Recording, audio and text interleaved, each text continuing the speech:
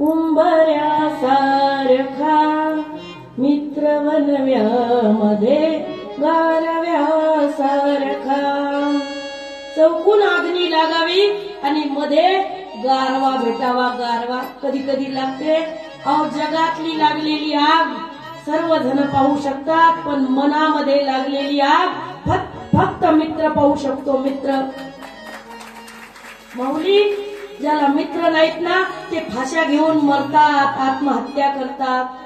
आत्महत्येसारखं पाप या जगात दुसरं कोणतं नाहीये. आपलं मन जर आपण मित्राजवळ मोकळं केलं तर मरण टाळण्याची शक्ती त्या मित्रात आहे. दुःख असतात, प्रत्येकाच्या जीवनात दुःख आहेत, पण मित्र एक असा मित्र ठेवा ज्याची परीक्षा संकटातच होणार आहे.